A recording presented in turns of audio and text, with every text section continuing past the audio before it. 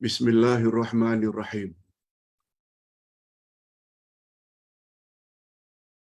Alhamdulillah nahmaduhu wa nasta'inuhu wa nastaghfiruh.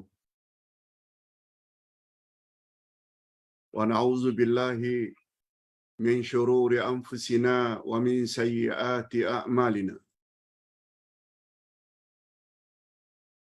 May yahdihillahu fala mudilla lahu wa may yudlil fala hadiya lahu. Asyhadu an la ilaha illallah wahdahu la syarika lah. Wa asyhadu anna Muhammadan abduhu wa rasuluh la nabiyya ba'dah.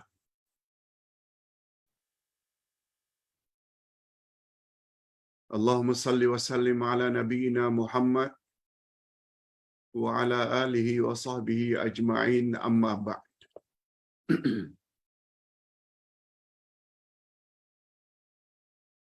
Hadirin dan hadirat serta para pemirsa yang saya hormati. Assalamualaikum warahmatullahi wabarakatuh. Alhamdulillah, kita bersyukur kehadirat Allah Azza wa Jalla karena masih lagi berpeluang untuk menghadirkan diri dalam majelis ilmu. Walaupun secara maya atau online, yang penting kita perlu kepada pertambahan ilmu, khasnya ilmu-ilmu agama yang dapat membimbing gerak-gerik serta keyakinan kita selagi di atas muka bumi untuk membolehkan kita hidup bahagia setelah mati, apakah di alam barzakh atau di alam akhirat. Topik pembahasan kita pada pagi ini masih lagi tafsir surat Al-Kahfi dari ayat 47 hingga ayat 53. Di bawah topik beberapa kejadian pada hari kiamat dan kedurhakaan iblis.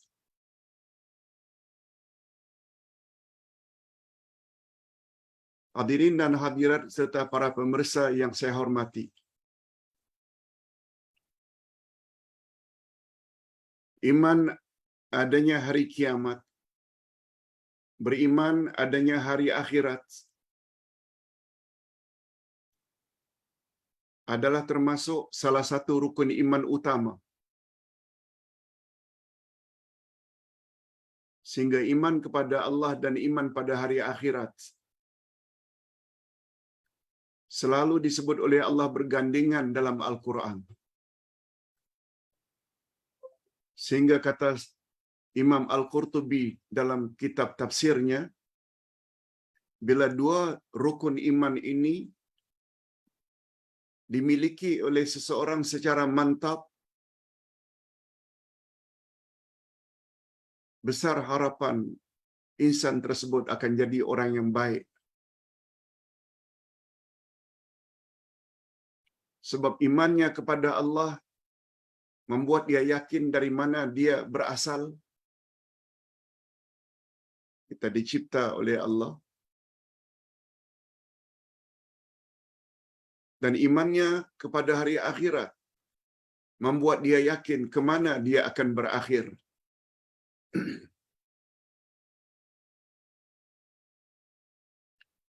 Oleh sebab itu, bila keyakinan seseorang mantap kepada Allah yang telah menciptanya,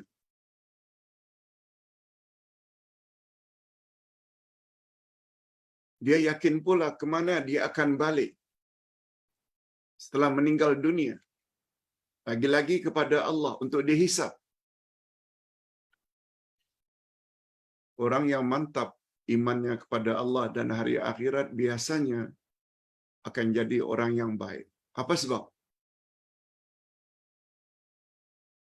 Dia tidak akan buat perkara-perkara tak senonoh. Pertama, Allah mengetahui apa yang dia buat. Yang kedua, kerja-kerja yang tak senonoh, yang berdosa tersebut akan dihisap pada hari akhirat. Oleh sebab itu, bila dua jenis iman tersebut dimiliki oleh seseorang dengan mantap, dia biasanya akan jadi orang yang senantiasa under control. Tak akan buat suka-suka hati. Malah senantiasa berusaha apa yang dia buat itu mendapat redha daripada Allah. Yang selanjutnya akan layak mendapat ganjaran di alam kubur dan di alam akhirat.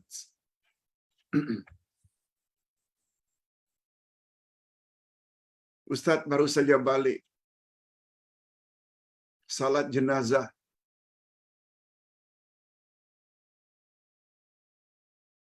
Anak dari kawan yang hidup sekampung.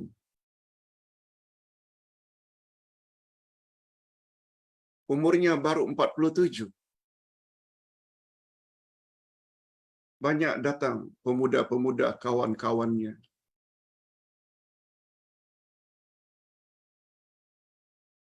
Sebagai mewakili keluarga, Ustaz tadi berucap setelah salat jenazah.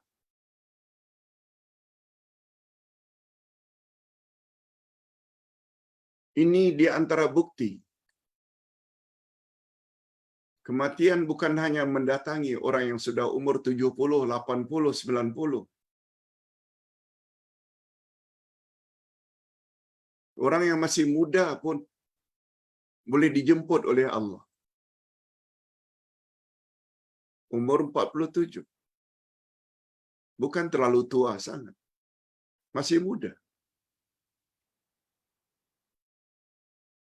Mengapa kita ucap inna lillah wa inna ilaihi raji'un? Artinya kita semua milik Allah dan kepada Allah kita semua akan kembali. Corak hidup kita dalam kubur dan di akhirat sangat ditentukan oleh aktiviti yang kita lakukan di atas muka bumi. Di sini, bila dah mati, habis perkara. Bahagia atau menderita di alam kubur, bahagia atau menderita di alam akhirat, sangat ditentukan oleh amal saleh yang kita lakukan.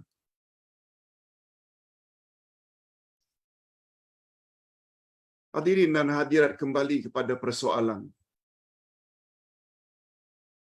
Beberapa kejadian pada hari kiamat, menurut keyakinan kita yang berpahaman Ahlus Sunnah wal Jamaah, tidak cukup iman seseorang kalau sekedar hanya beriman pada adanya hari kiamat. Tak cukup.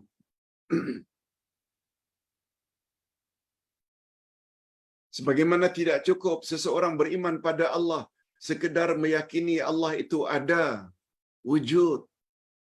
Tak cukup. Bagaimana yang kita jelaskan pagi tadi. Pelajaran Al-Asma'ul Husna. Kita mesti kenal Allah, dan cara mengenal Allah melalui Al-Asma'ul Husna dan ayat-ayat Allah. Sama ada ayat kauniyah atau ayat Qur'aniyah. Sebab Quran itu kalamullah. Pelajari satu demi satu nama-nama Allah. Baru sempurna iman kita kepada Allah. Bukan sekedar iman akan adanya Allah. Tak cukup. Begitu juga iman kepada Rasulullah. Bukan sekedar percaya Rasulullah, Nabi Muhammad adalah Rasulullah, Rasul yang terakhir. Tak cukup. Kalau kita juga tidak percaya dengan ucapan Rasul, perbuatan Rasul, dan takrir atau ketetapan Rasul yang dipanggil dengan sunnah Nabi atau hadis Nabi. Sebabnya mana-mana orang yang percaya kepada Rasulullah tapi tolak hadis, rosak imannya dan boleh membawa kepada murtad. sebagaimana fatwa Mufti Perak, Allah yarham, Dr. Harusani. Nah, demikian juga iman kepada hari akhirat tidak cukup. Kalau kita tidak percaya adanya peristiwa-peristiwa, kejadian-kejadian yang berlaku pada hari akhirat. Kita dibangkitkan dari kubur. Kita akan dihisap di padang mahsyar. Amal kita akan ditimbang.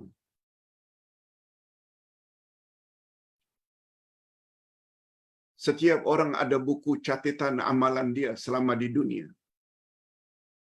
Kemudian meniti siratal mustaqim. Ada yang sampai ke destinasi syurga dan ada pula yang berjatuhan, neraka menunggu di bawah. Beriman adanya syafaat Nabi Muhammad. Ada syurga, ada neraka. Kesemuanya itu kita wajib yakini. Bukan setakat iman akan adanya hari kiamat. Kita juga beriman. Begitu dah mati, kita akan masuk ke satu alam namanya alam barzakh, alam kubur. Dalam kubur ada syurga, ada nikmat dan ada azab. Juga tergantung sampai di mana amal saleh yang telah kita lakukan ketika masih hidup di atas muka bumi. Okey. Jadi dalam hal ini, apa dia kejadian yang akan dilalui oleh manusia setelah kiamat, Pak Ustaz? Ini dia. Lihat tafsiran ayat. Kalau pada ayat-ayat yang lalu Allah Subhanahu Wa Taala telah menerangkan bahawa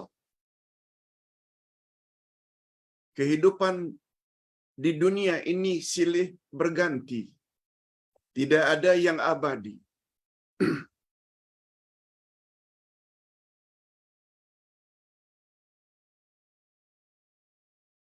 Sebagaimana firman Allah, "Wa tilkal ayyam nudawiluha bainan nas."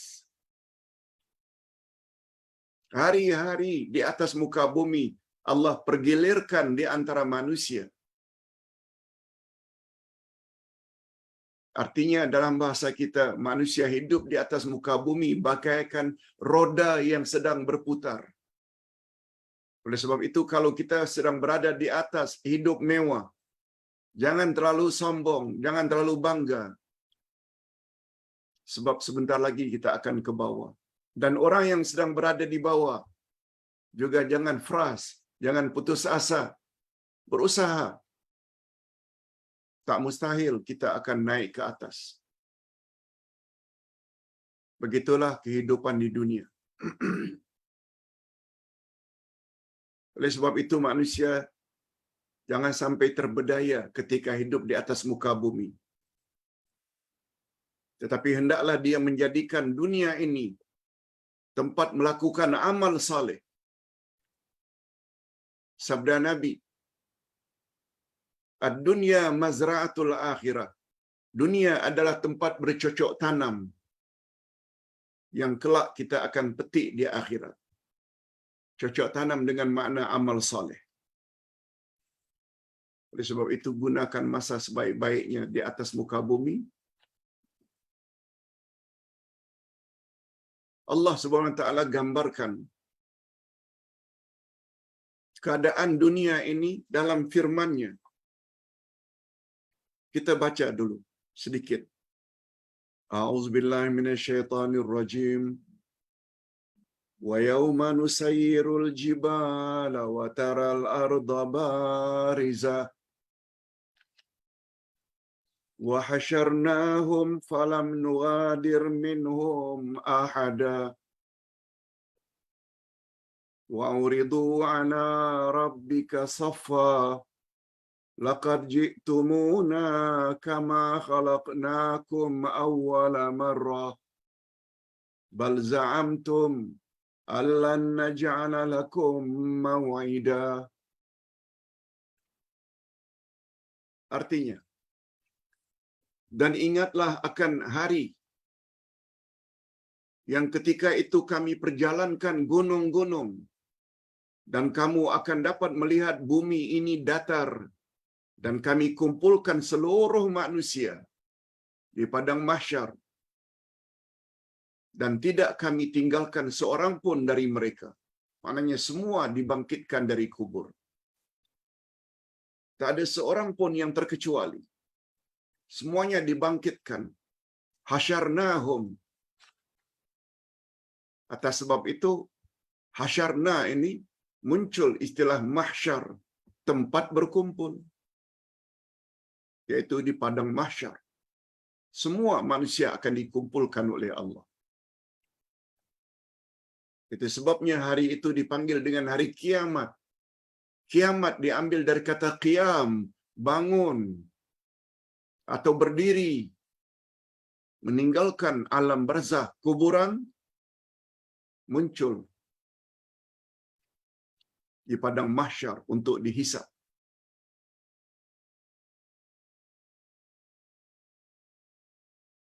Itu sebabnya semalam dalam kuliah subuh Ustaz ada sebut 2 ayat terakhir dari surat Al-Ghasyiyah. Apa kata Allah?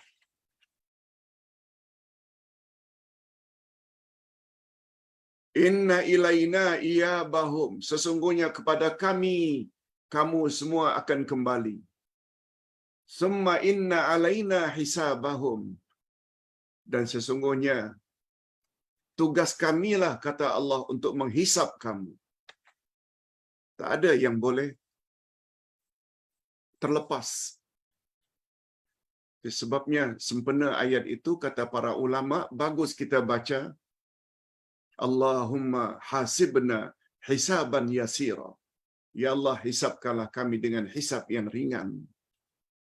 Sebagaimana kita tafsirkan semalam. Bagi yang belum dengar YouTube tersebut, kuliah subuh pagi Ahad semalam, sila dengar. Sungguh menginsafkan. Pada hari kiamat Allah cabut gunung dari permukaan bumi. Sehingga hancur menjadi debu. Lalu diterbangkan debu-debu gunung ke udara. Sebagaimana Tuhan menerbangkan awan. Macam itu. Senang bagi Allah. Pada hari itu malaikat dan manusia berbaris bersaf-saf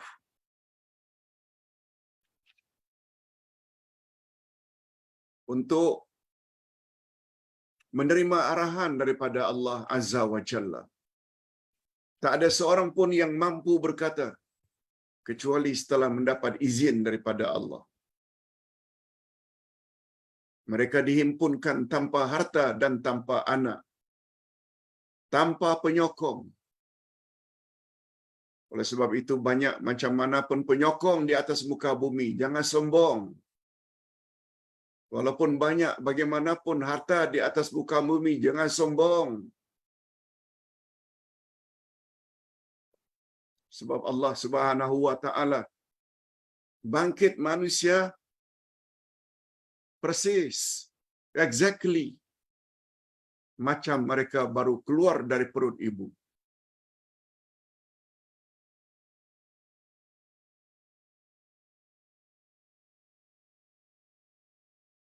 Sorang-sorang diperiksa oleh Allah amalnya.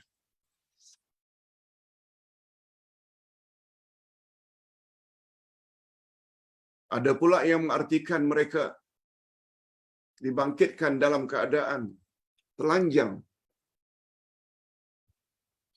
Sebagaimana baby yang keluar dari perut ibu tanpa pakaian.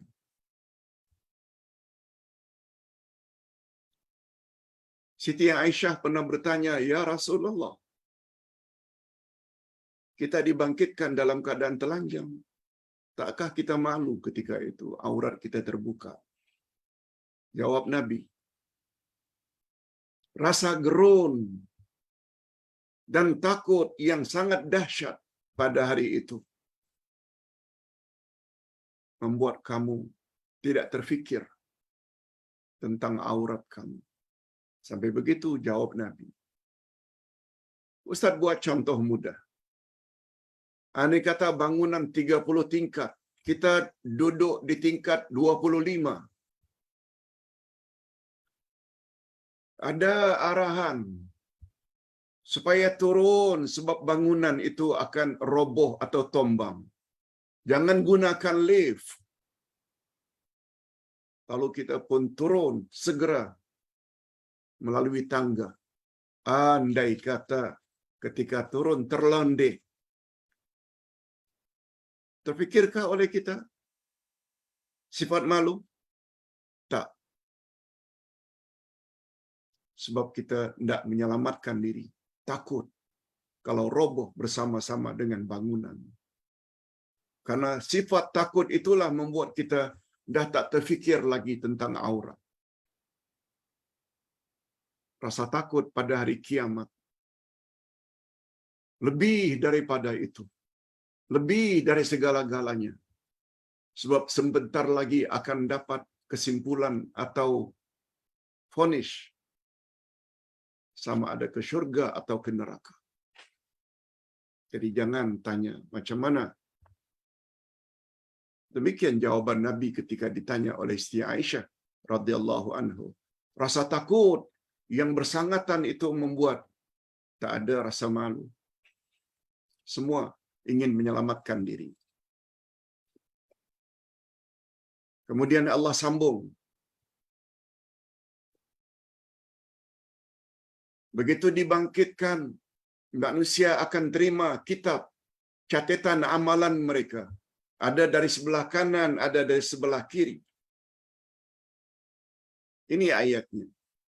وَوَضِعَ الْكِتَابُ فَتَرَى الْمُجْرِمِينَ مُشْفِقِينَ مِمَّا فِيهِ وَيَقُولُونَ يَا وَيْلَتَنَا مَا لِهَذَا الْكِتَابِ لَا يُغَادِرُ صَغِيرَةً وَلَا كَبِيرَةً إِلَّا أَحْصَاهَا وَوَجَدُوا مَا عَمِلُوا حَاضِرًا وَلَا يَظْلِمُ رَبُّكَ أَحَدًا.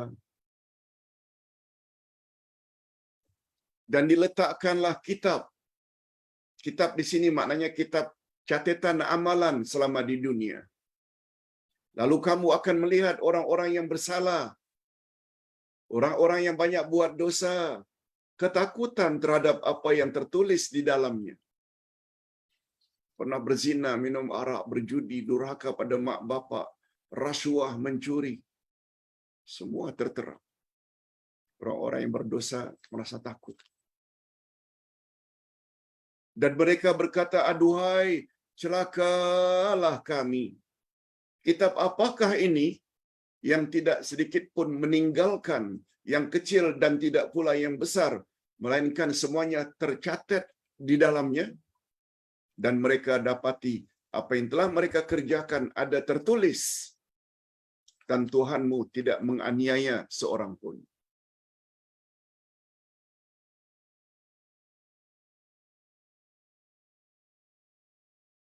Tapi bapak-bapak dan ibu-ibu jangan bimbang.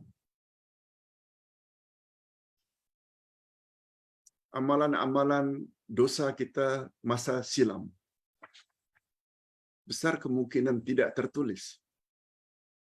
Besar kemungkinan tidak tertulis di dalam kitab tersebut. Ada kemungkinan. Tapi dengan syarat segera tobat. Sebab Nabi Muhammad sallallahu alaihi wasallam bersabda, orang yang bertobat daripada dosa-dosa seperti orang yang tak punya dosa langsung. Tapi tobat yang memenuhi syarat, yang dipanggil tobat nasuha, yang memenuhi 3 syarat. Kalau dulu suka minum arak, tinggalkan arak. Yang kedua, menyesal kalau dulu terlalu ikut hawa nafsu. Yang ketiga, azam, janji, bertekad tidak akan mengulangi lagi minum arak pada masa hadapan. Ini sebagaimana yang Allah gambarkan pada ayat 8 dari surat At-Tahrim. Ya ayyuhalladzina amanu tubu ilallahi taubatan nasuha. Asa rabbukum an yukaffira ankum sayyi'atikum. Orang-orang beriman, bertobatlah kepada Allah dengan tobat nasuha. Mudah-mudahan Allah Subhanahu wa taala akan tutup kesalahan-kesalahanmu. Bukan hanya tutup, wa yudkhilakum jannatin tajri min tahtihal anhar. Malah Allah akan masukkan kamu ke dalam syurga yang mengalir di bawahnya sungai-sungai. Ini tobat. Itu sebabnya kata Nabi, kullu bani Adam khata' wa khairul khata'in at-tawwabun. Setiap anak cucu Adam mesti bersalah, dan sebaik-baik orang bersalah adalah orang yang tobat. Tobat tidak cukup. Apalagi Pak Ustaz? Setelah tobat, dia mesti memperbaiki dirinya dengan amal-amal saleh yang diridai oleh Allah. Macam mana nak mendapat syarat yang kedua, Pak Ustaz? Sudah tobat, lalu memperbaiki diri, memperbanyak bekal akhirat, banyak amal saleh, bukan sekedar tobat. Buat suruhan Allah, jauhi larangan Allah. Tapi amal saleh pun tak akan menjadi amal saleh kalau tak ada ilmu. Untuk melayakkan suatu amal itu diterima oleh Allah, ada 3 syaratnya. Awak mesti Muslim. Alhamdulillah, kita dah jadi Muslim, Muslimat. Yang kedua, awak mesti mentauhidkan Allah. Dengan kata lain, ikhlas dalam beramal semata-mata lillah. Ada satu lagi. Dalam beraktiviti, dalam membuat kegiatan, kamu mesti ikut panduan Rasulullah sallallahu alaihi wasallam. Tak cukup sekedar tobat, mesti diikut dengan amal-amal yang boleh membantu di akhirat. Dan amal diterima oleh Allah bagi orang Islam mesti ikhlas, iaitu tauhid. Dan yang kedua, syariat, mesti ikut Nabi Muhammad sallallahu alaihi wasallam. Masih ingat kuliah subuh semalam pagi? Allah menyebut pada hari kiamat, sungguh banyak wajah yang muram, tertunduk. Padahal mereka dulu bekerja keras. Lalu mereka dilempar dalam api neraka. Dalam neraka diberi minum air yang mendidih. Diberi makan duri-duri yang tajam. Ada pula golongan yang wajahnya berseri-seri karena usaha mereka diredai oleh Allah. Macam mana amal kita diredai oleh Allah? Syaratnya, awak mesti ikhlas lillah dan awak mesti ikut panduan amalan Rasulullah sallallahu alaihi wasallam. Inilah setiap hari kuliah ustaz menghala ke arah itu. Mudah-mudahan kita selamat di dunia, selamat di alam barzakh, dan selamat di akhirat. Kembali kepada buku catatan. Ada manusia diberi oleh Allah buku catatan dari sebelah kiri, ada dari sebelah kanan. Yang sebelah kanan ini maknanya menunjukkan orang itu orang yang beriman. Di dalamnya banyak amal-amal saleh tercatat. Mudah-mudahan kita termasuk ke dalam golongan ini. Sedangkan orang yang menerima buku catatan dari sebelah kiri, pertama mereka orang kafir atau orang Islam yang hanya Islam pada nama. Islam IC. Kalau di seberang sana namanya Islam KTP, kartu tanda penduduk. Salatnya tidak, suruhan Allah tak buat, larangan Allah dilanggar, tak mau tobat. Na'udzubillahi min dzalik.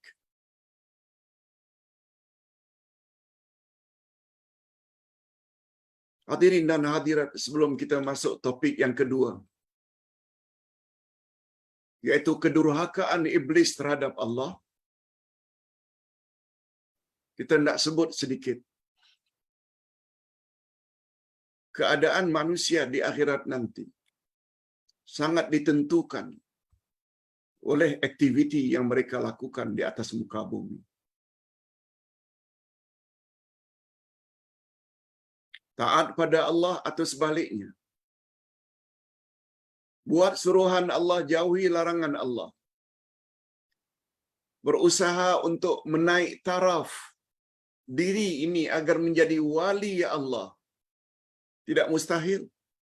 Yang mustahil itu tidak jadi Rasulullah atau Nabi Allah. Itu sudah berakhir.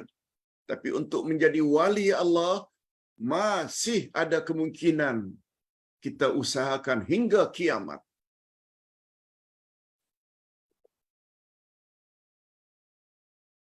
Wali Allah bukan hanya wali Allah Syekh Abdul Qadir Jailani, Syekh Rifai, Syekh Sanusi, Syekh Badawi, dan lain-lain. No. Dalam ayat 62-63 surat Yunus, Allah sebut syarat untuk jadi wali itu dua saja. Imannya mantap, dan yang kedua taqwa. Buat suruhan Allah, jauhi larangan Allah. Nah, pada ayat bahagian akhir disebut wala yazlimu rabbuka ahada. Allah tidak pernah berbuat zalim ke atas seorang pun. Itu bukan sifat Allah. Allah Maha Adil. Oleh sebab itu sungguh banyak ayat-ayat dalam Quran. Bukan Allah yang zalimi kamu, tapi kamulah sebenarnya yang telah menzalimi dirimu sendiri.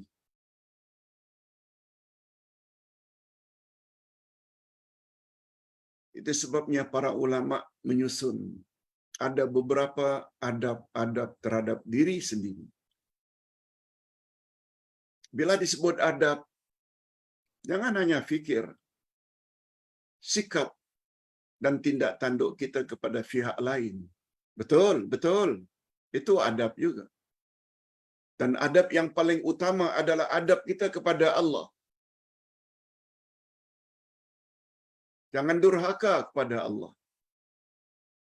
Adab kita kepada Nabi, orang yang sangat berjasa membimbing kita agar menjadi insan yang sempurna, bahagia dunia, bahagia alam kubur, dan bahagia alam akhirat. Nabi Muhammad punya ajaran. Kalau ustaz saja, para jemaah ada yang bersyukur, Pak Ustaz, kami mendapat bimbingan. Mudah-mudahan Ustaz panjang umur, dapatlah membimbing kami terus-menerus. Apalah arti Ustaz dibanding Rasulullah? Ustaz pun bercakap berdasarkan apa yang Rasulullah cakap. Itu pun kita bersyukur. Lebih-lebih lagi kepada Allah yang telah mencipta kita dari tiada menjadi ada. Kepada ibu bapa saja bila kita tidak bersikap atau berakhlak mulia, kita dikatakan anak tidak beradab. Padahal mak bapak bukan pencipta hakiki. Mak bapak hanya penyebab kita zahir di atas muka bumi. Itu pun boleh dikatakan atau tergolong anak yang durhaka kepada mak bapak bila tidak sopan, tidak patuh suruhan mak bapak, tidak jauhi larangan mak bapak. Lebih-lebih lagi lah terhadap Allah Azza wa Jalla. Itu namanya adab. Adab terhadap ibu bapa, adab terhadap jiran tetangga, adab terhadap uncle, auntie, sepupu, adik-beradik. Yes. Nah, dari sisi yang lain, kita juga ada adab terhadap diri sendiri. Yang bila kita tidak beradab terhadap diri sendiri, memang neraka tempatnya. Ustaz sebut satu di antara 7 adab-adab terhadap diri. Pertama sekali tobat. Pertama sekali adab terhadap diri sendiri adalah taubat. Kembali ke pangkuan Allah. Kita pernah berzina, kita pernah minum arak, kita pernah berjudi, kita pernah meninggi suara pada mak bapak. Kita pernah memfitnah orang, berbohong. Jangan bimbang. Tobat segera kepada Allah. Bila kita tobat,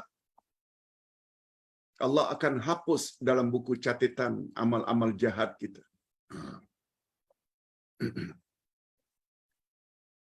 Sebab selalu Ustaz sebut-sebut kondisi manusia setelah mati, bahagia atau sebaliknya menderita.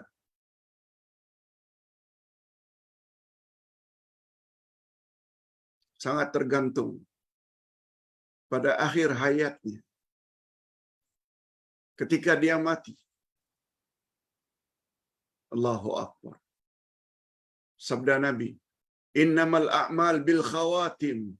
Sesungguhnya amal yang paling menentukan nasibmu adalah amal yang terakhir sekali sebelum kamu mati. Sehingga muncullah satu kaedah berdasarkan hadis tersebut. Al-ibrah bikamalin nihayah la binaqsil bidayah. Yang menjadi ukuran di sisi Allah adalah amal yang terakhir sebelum kamu mati. Yang menjadi ukuran di sisi Allah adalah kesempurnaan sebelum matimu. Bukan yang menjadi ukuran di sisi Allah serba kekurangan di masa mudamu. Banyak perkara-perkara ketika muda dulu kita buat ikut syaitan, ikut hawa nafsu. Suruhan-suruhan Allah tidak dibuat dengan sempurna. Malah kadang-kadang tidak salat, tidak puasa, tidak tutup aurat. No problem. Sekarang dah tahu, segera perbetulkan diri. Itu namanya adab terhadap diri. Kalau ditanya mengapa Pak Ustaz, tobat termasuk adab kita terhadap diri kita, mengapa Pak Ustaz, tobat tergolong adab terhadap diri sendiri yang pertama dan utama? Sebab bila pernah berzina, minum arak, berjudi, durhaka pada mak bapak, mencuri, sampai mati tak tobat. Betul tak diri orang itu akan dihumban dalam api neraka? Betul tak dirinya akan disiksa oleh Allah? Karena apa? Karena kita dulu di dunia tidak beradab terhadap diri sendiri, yaitu tobat. Padahal ada cara supaya diri ini tidak disiksa oleh Allah. Minta ampun pada Allah. Berjanji tidak akan ulang lagi. Menyesal kisah-kisah lama. Cuma Ustaz selalu pesan, tidak beramal saleh tak akan sempurna kalau tak tambah ilmu. Ma'rifatullah, kena kenal Allah. Sama ada melalui al-asma'ul husna atau tafsir Al-Quran. Ma'rifatun Nabi, kena kenal Nabi Muhammad sallallahu alaihi wasallam dan apa ajarannya. Kenal isteri-isteri Rasul, kenal anak-anak Rasul, kenal perbuatan Rasul, kenal ucapan Rasul, kenal ketetapan Rasul.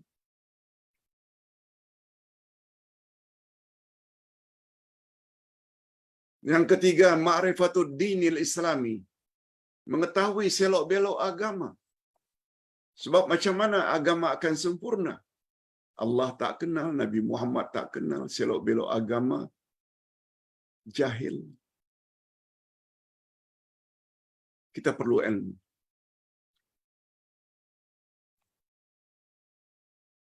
Nah, sekarang kita masuk ke bahagian Apa dia kedurhakaan iblis, Pak Ustaz? Ini dia. Ayat 50, 51. Wa idh qulna lil malaikati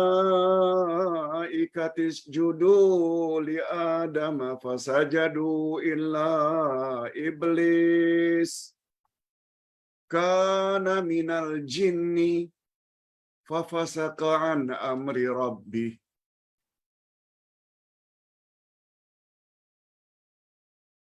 Ingatlah ketika kami berfirman kepada para malaikat, sujud kamu semua kepada Adam. Semuanya sujud kecuali iblis. Lalu Allah sebut, siapa iblis itu? Kana minal jinni, adalah dia, iblis itu adalah dari kalangan jin. Fafasaqa an amri rabbih, yang fasik dan durhaka terhadap Tuhannya. Kita dah belajar 2 hari yang lalu pada hari Jumaat petang, yaitu hakikat jin. Ada 10 hakikat jin.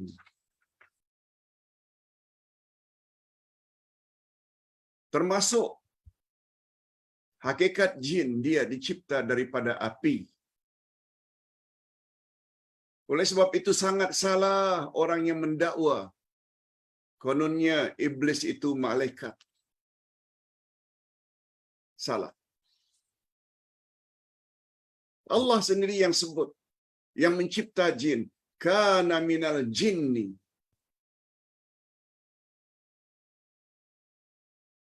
Allah tidak sebut kana minal malak.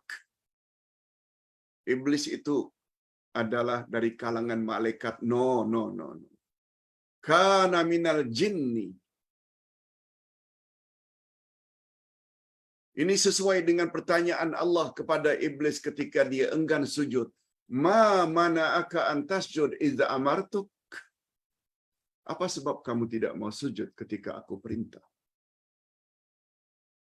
Allah sebut dalam Quran jawaban iblis. Ana khairum minhu.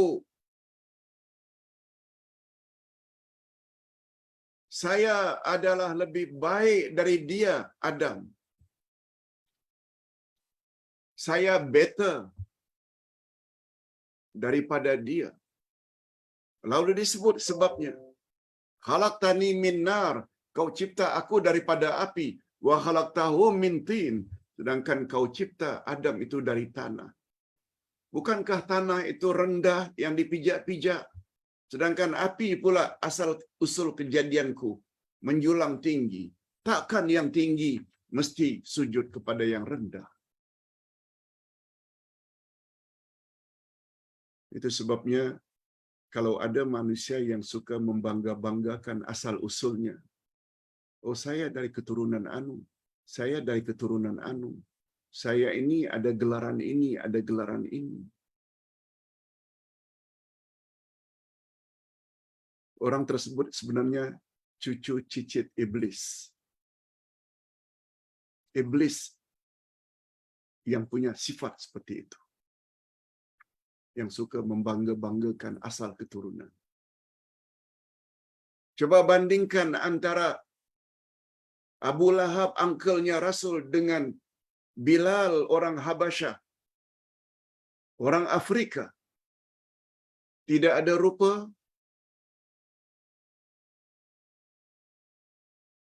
tidak ada harta,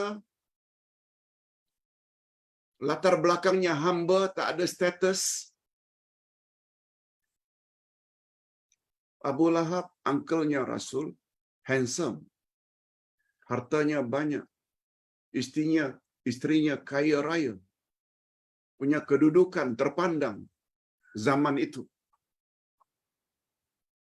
Namun dalam pandangan Allah, Bilal jauh lebih mulia daripada Abu Lahab. Walau Abu Lahab itu keturunan, ada kaitannya dengan keturunan Nabi Muhammad sallallahu alaihi wasallam, sudahlah daripada kabilah Quraisy, kabilah yang istimewa. dan dia pula uncle-nya Rasul. Semuanya itu tidak ada nilai di sisi Allah kalau tidak ada iman dan amal soleh. Nah, kiaskanlah. Kiaskanlah.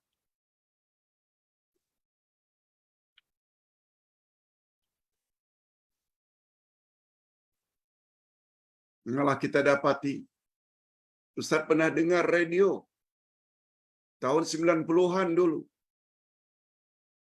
Seorang ustaz bercakap dalam radio bahwa iblis itu dari malaikat. Na'udzubillah. Berapa juta orang yang mendengar itu telah jadi sesat. Apa sebab? Karena mengajar tidak berpaksi kepada kalamullah. Ini bukti. Ini belum lagi lihat dari sudut lain. Firman Allah dalam surat Al-Baqarah, sujudlah kamu sekalian kepada Adam. Semuanya sujud kecuali iblis. Aba wastakbara. Dia enggan dan dia takabur. Coba lihat. Apakah malaikat ada sifat enggan dan takabur? Sombong? No. Malaikat diberi oleh Allah hanya akal saja. Tidak ada nafsu.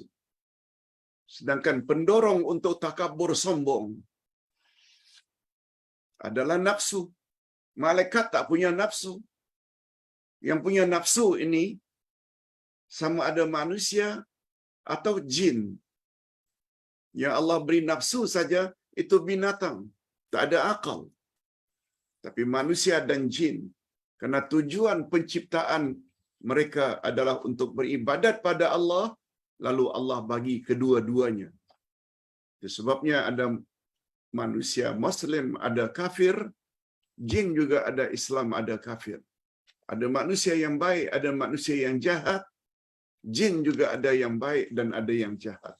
Ketua jin-jin yang jahat adalah iblis.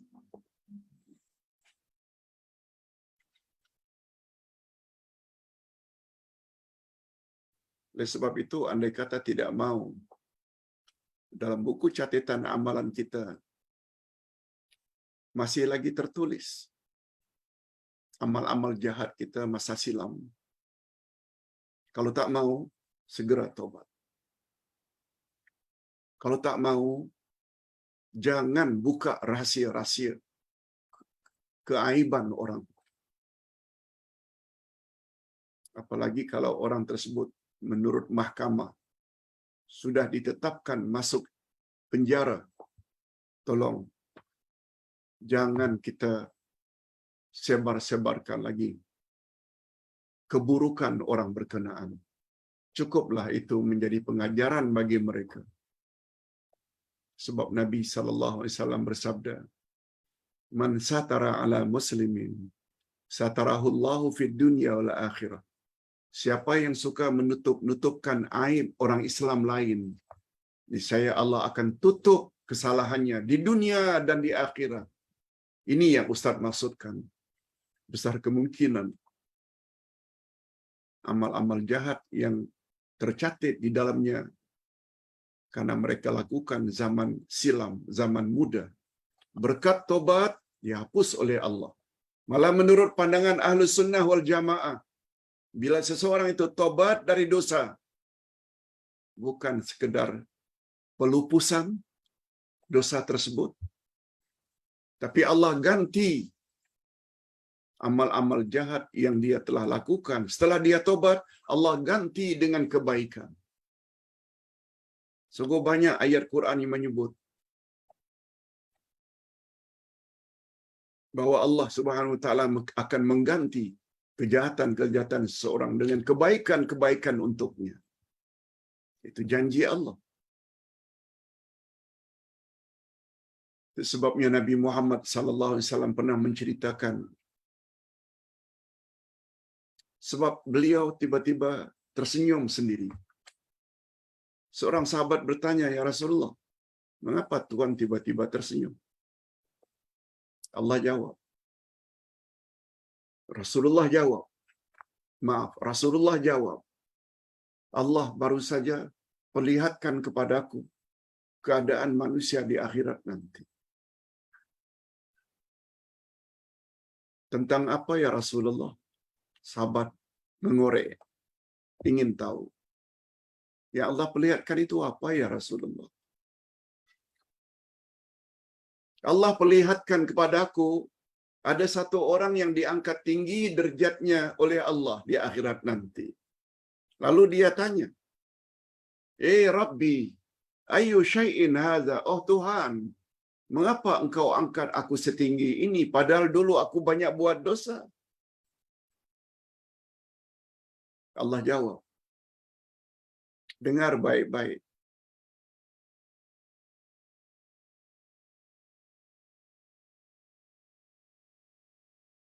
Aku angkat kamu setinggi ini walaupun engkau dulu banyak buat dosa karena engkau dah tobat sebelum matimu.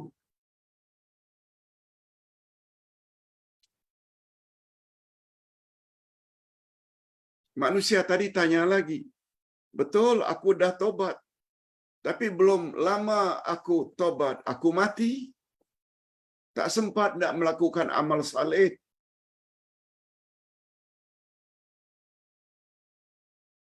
Lalu dijawab oleh Allah, fulan, sebanyak mana dosa yang telah engkau lakukan lalu kau tobat, sebanyak itu pula, sebanyak dosa-dosamu itu, aku telah robah menjadi kebaikan untukmu. Jawaban Allah inilah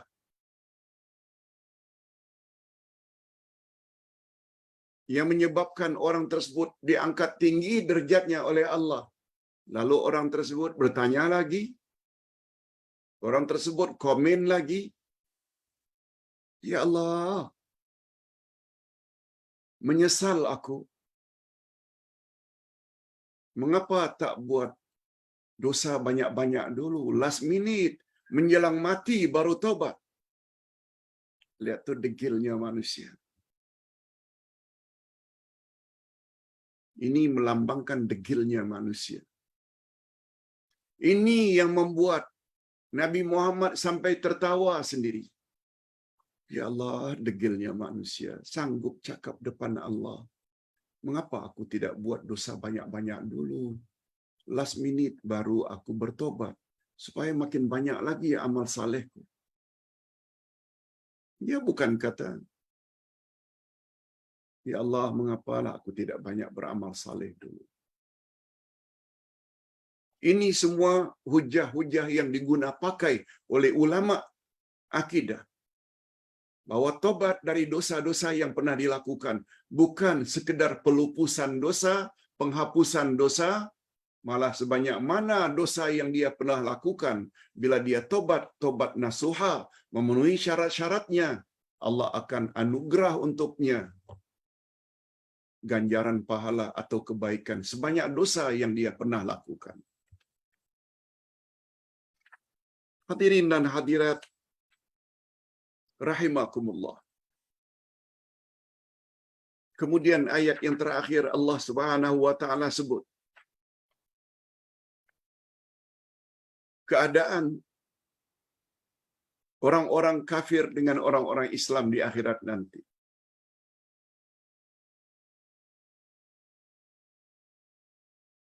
Orang-orang yang di dunia dulu suka ikut bisikan syaitan, iblis, mereka akan masuk ke dalam neraka.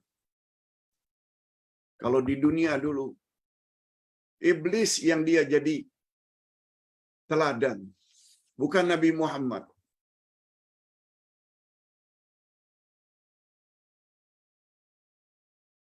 Iblis maknanya orang yang tidak ada harapan untuk mendapat kasih sayang Allah.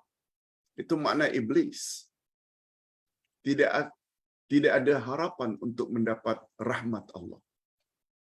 Syaitan pula, anak buah iblis ini, yaitu segala yang ingin menjauhkan kita daripada kehendak Allah. Allah suruh salat, iblis mati-matian menghalang kita. Kalau boleh jangan salat. Allah suruh tutup aurat, iblis mati-matian supaya kita dedah aurat. Itu makna syaitan.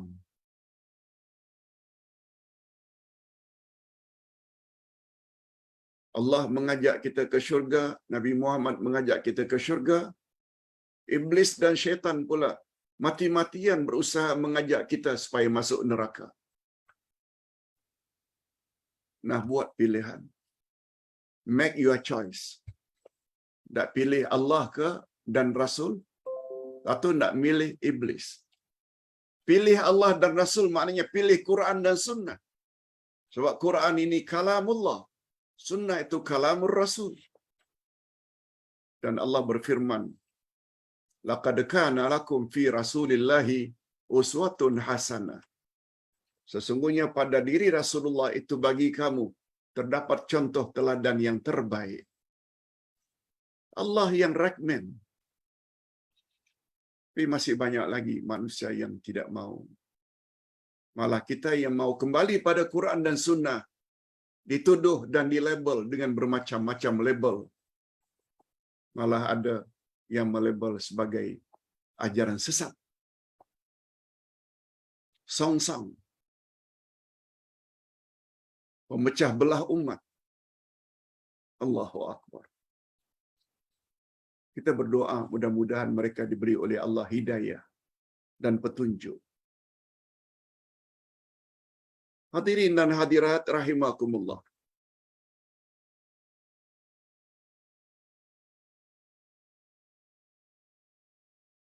Ayat berikutnya Allah berfirman, wa yawma yaqulu nadu syuraka'i allazina za'amtum fada'awhum falam yastajibu lahum wa ja'alna bainahum mawbiqa wa ra'al mujrimuna an-nara fadhannu annahum muwaqi'uha wa lam yajidu anha masrifa. Dan ingatlah akan hari yang ketika itu dia berfirman, serulah olehmu sekalian sekutu-sekutuku yang kamu katakan itu. Ini orang yang berbuat syirik. Minta tolong pada bomo, minta tolong pada dukun. Allah kata nanti di akhirat, mintalah pada dukun-dukun itu yang kamu dulu minta tolong pada mereka. Jangan minta pada aku, kata Allah. Mereka lalu memanggilnya, tetapi sekutu-sekutu itu tidak membalas seruan mereka. Dan kami adakan bagi mereka tempat kebinasaan, neraka tempat mereka. Itu sebabnya kalau ingin berguru untuk mendapat panduan, bimbingan, tolong seleksi sedikit. Jangan ikut guru-guru yang cakap merapu, suka-suka hati, tanpa membawa ayat Quran dan hadis Nabi.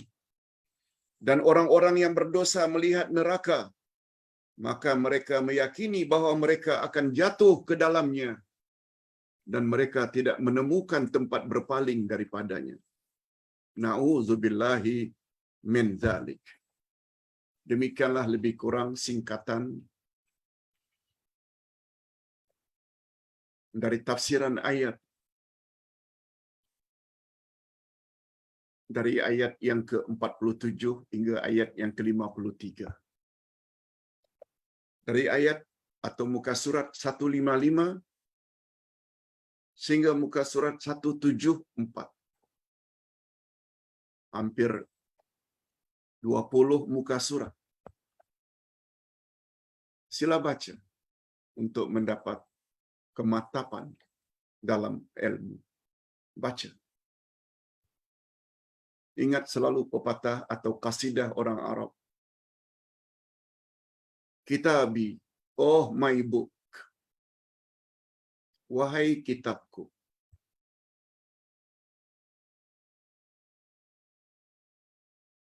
Anta sadiqul wafi. Engkau adalah temanku yang sangat dekat. Engkau adalah teman karibku. Wahai kitabku, engkau adalah kitabku. Binurika as'a linailil kamal. Dengan cahayamu, wahai kitab, aku berusaha mencapaikan kesempurnaan. Kitab yang paling utama tentu saja Kitabullah, Al-Quran, dan sunnah Rasulullah, iaitu hadis-hadis Nabi. Di dalamnya banyak ilmu yang bila kita ikut, garanti kita tidak akan sesat untuk selama-lamanya. Hadirin dan hadirat, Ustaz akan jawab dua pertanyaan. Dua saja pertanyaan. Diharap boleh bersabar. Pendek saja soalannya. Pak Ustaz,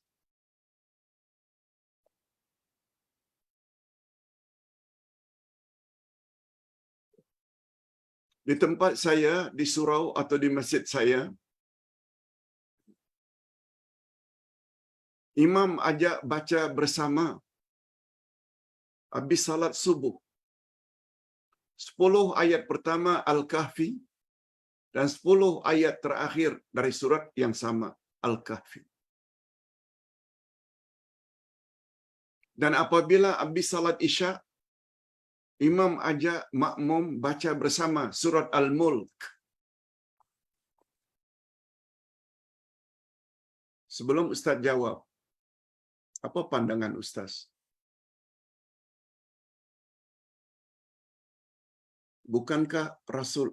Bukankah Allah berfirman, wa idza quri'al Qur'an fastami'u lahu wa ansitu la'allakum turhamun. Bila Quran dibaca, hendaklah kamu dengar dan diam. Mudah-mudahan kamu dicucuri rahmat oleh Allah. Firman Allah. Tapi mengapa mesti baca bersama-sama? Okey, sebelum Ustaz jawab. Nabi memang ada sebut 10 ayat pertama Al-Kahfi. Bila dibaca, diamalkan, difahami, dapat menghindarkan kamu dari fitnah Dajjal akhir zaman. Riwayat yang lain pula mengatakan 10 terakhir. Ada pula pendapat yang mengatakan pokoknya 10 ayat dari surat Al-Kahfi yang jumlahnya 110, 10 ayat saja dibaca, tak kira ayat yang mana. Kamu akan terhindar daripada fitnah Dajjal akhir zaman. Surat Al-Mulk memang ada hadis dari Nabi. Siapa membaca surat Al-Mulk, dia akan terhindar dari azab kubur dan azab api neraka. Persoalannya bukan itu yang ditanya. Mengapa mesti baca bersama? Nah, Ustaz ingin jawab secara sederhana saja. Ada orang yang malas membaca kalau tidak diajak baca bersama. Jangan harap akan baca. Memang tak baca. Lalu imam ada inisiatif, ajak. Biasakan. Baca 10 ayat dan 10 akhir dari surat Al-Kahfi setelah subuh. Baca surat Al-Mulk hingga akhir 30 ayat. Sekedar untuk membiasakan, tak mengapa. No problem. Sebab Nabi juga pada peringkat awal mengajar sahabat membaca wirid setelah selesai salat. Astagfirullah. Sahabat ikut. Allahumma antas salam. Sahabat ikut. A'udzubillahi minasyaitonirrajim. Allahu la ilaha illa huwal hayyul qayyum. Sahabat ikut. Subhanallah. Alhamdulillah. Allahu akbar 33 kali. Diakhiri dengan la ilaha illallah hingga akhir. Nabi ajar. Setelah sahabat tahu, akhirnya mereka buat masing-masing. Jadi cara Ustaz dakwah, Ustaz lebih cenderung mengatakan tak mengapa bila tujuan itu untuk pembiasaan. Dia tak timbul. Bila orang baca, hendaklah kamu diam dan dengar supaya kamu mendapat rahmat. Dia tak bercanggah. Tak bercanggah. Itu bila ada orang baca, kita pula tak baca, hendaklah dengar. diam. Itu jawaban Ustaz. Sebab ada yang punya jawaban yang agak keras. Bid'ah, tak boleh. Oh, janganlah macam itu. Kita baru belajar pagi tadi. Nama Allah Al-Latif, lemah lembut. Approach, rangkul orang. Jangan buat orang jadi lari bertempiar daripada kamu karena dakwah terlalu keras. Yassiru wala tu'assiru. Nabi yang cakap, permudahkan. Jangan kamu persulit.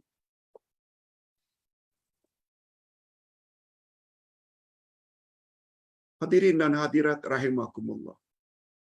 Cara berdakwah tak senantiasa sama. Metodologi dakwah, dia lihat keadaan. Okey, yang terakhir pertanyaannya. Pak Ustaz, saya baru saja mendapat satu video yang melarang mengikat rambut tatkala salat. Nabi pernah melarang, jangan kamu ikat rambutmu ketika kamu salat. Tapi ingat ya, ini khas untuk laki-laki. Sebab rambut bagi laki-laki bukan aurat. Begitu kata para ulama. Hadisnya sahih. Larangan mengikat.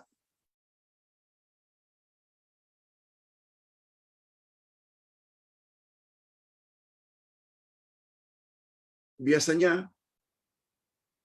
rambut yang diikat karena rambut itu panjang. Tak salah. Nabi pun rambutnya sampai ke pundak. Cuma Nabi larang jangan kamu ikat. Sebab bila kamu sujud, rambutmu juga akan sujud. Dan setiap rambutmu tersebut ada ganjaran yang tersedia dari sisi Allah. Larangan Nabi, jangan kamu ikat rambutmu, hei laki-laki. Ketika kamu sedang salat, kita kena ingat. Walaupun hadis itu sahih, tapi larangan itu larangan makruh. Bukan larangan haram. Larangan makruh, bukan larangan haram.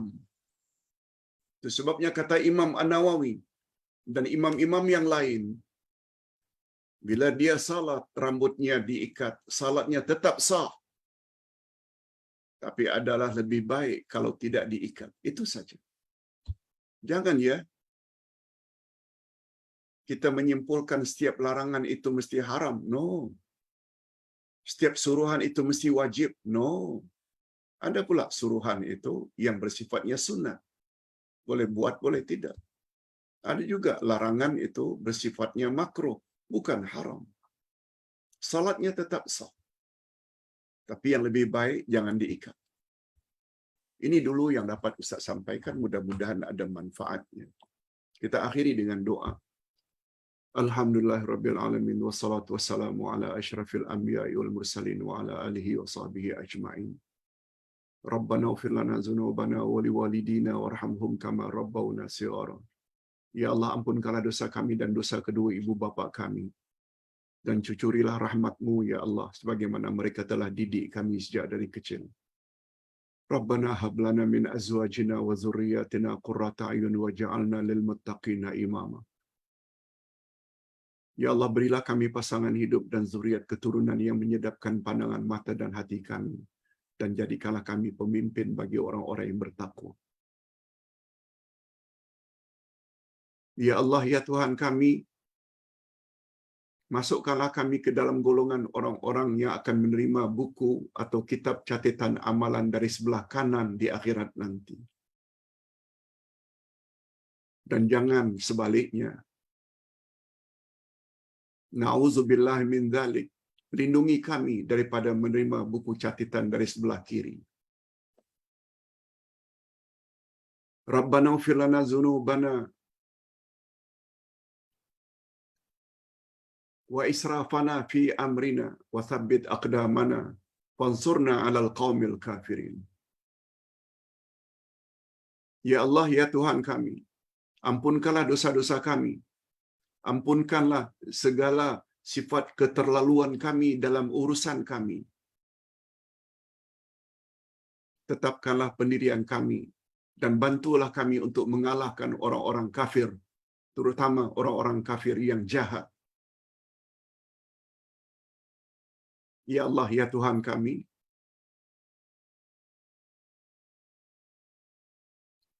Engkau berilah kami taufik supaya segera untuk bertobat dari segala jenis dosa, terutama dosa syirik dan maksiat-maksiat yang lain. Dan kabulkanlah taubat kami, ya Allah.